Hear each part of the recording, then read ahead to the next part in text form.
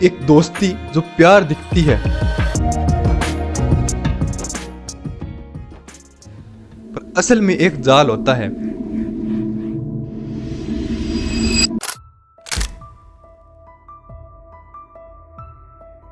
और भोपाल में एक ऐसा ही केस सामने आया है जिसमें दर्जनों लड़कियां इस जाल का शिकार हुई हैं। तो आप इस वीडियो में जानेंगे कि कैसे इन लड़कियों को इस जाल में फंसाया जाता था, स्टेप बाय स्टेप। लड़कियों को कैसे टारगेट किया जाता था यहाँ से लेकर कैसे लड़कियों का एक्सटॉर्शन किया जाता था यहाँ तक, और ये नेटवर्क आखिर काम कैसे करता था और आप इसे कैसे पहचान कर बच सकते हैं। तो हम इसे समझेंगे स्टेप बाय स्टेप। स्टेप 1 होता था टारगेटिंग। इस ग्रुप के लोगों का काम होता था कि लड़कियों को टारगेट करना, जैसे कि कॉलेज की लड़कियां, कमज़ोर परिवारों की लड़कियां, या जो लड़कियां घर से दूर रहती हैं पढ़ाई करने के लिए या किसी काम से, रूम या फ्लैट में अकेली रहती हैं, या जिन लड़कियों के साथ उनके घर में सही से बर्ताव नहीं किया जाता है, या फिर जो लड़कियां अभी अभी शहर में नई शिफ्ट हुई हैं। ऐसी लड़कियों को सबसे पहले निशाना बनाया गया क्योंकि उन्हें फंसाना उनके लिए आसान था। स्टेप 2 ऑनलाइन पहचान और फेक प्रोफाइल्स। इस ग्रुप के लोगों का काम होता था कि अपनी धार्मिक पहचान छुपाकर सोशल मीडिया पर अपनी आकर्षक प्रोफाइलों के द्वारा उन लड़कियों को फ्रेंड लिस्ट में ऐड करना और उनसे धीरे धीरे चैट और कॉल के द्वारा उनसे बातचीत शुरू करना और उनको अपने भरोसे में लेना।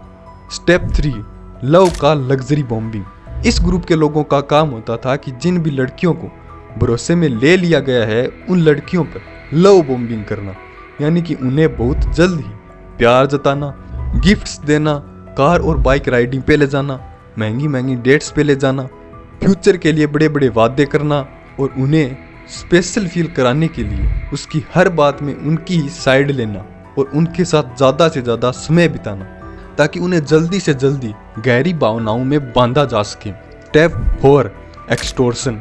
इस ग्रुप के लोगों का काम होता था कि अब उन लड़कियों को इस भरोसे के सहारे किसी बहाने से किसी निजी स्थान पर ले जाकर उसे ड्रिंक में बेहोशी की दवा मिलाकर उनका शारीरिक शोषण करना और साथ ही उनकी अश्लील वीडियोज रिकॉर्ड करना।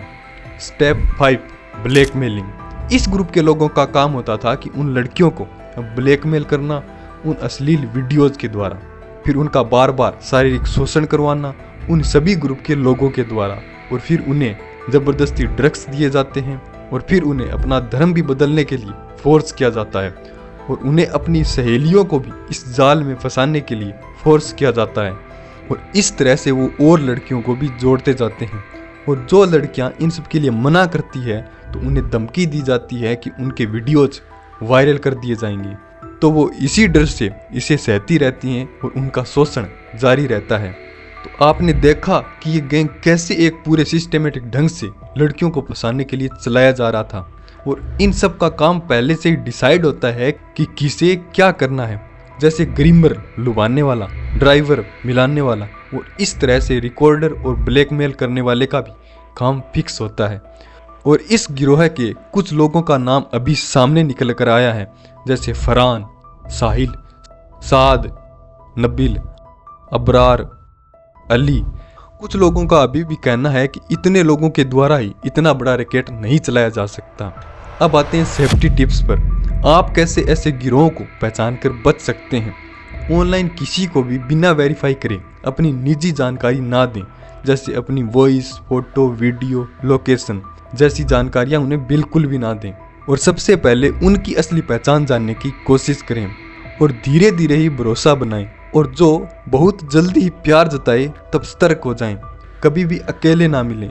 पहली मुलाकात हमेशा सार्वजनिक जगह पे ही करें, दिन में करें और किसी दोस्त को बताकर ही करें या उसे साथ लेकर जाएं। तो आप इस बारे में क्या कहना चाहेंगे हमसे जरूर शेयर कीजिएगा। मिलते हैं नेक्स्ट वीडियो में। यहाँ तक बने रहने के लिए धन्यवाद।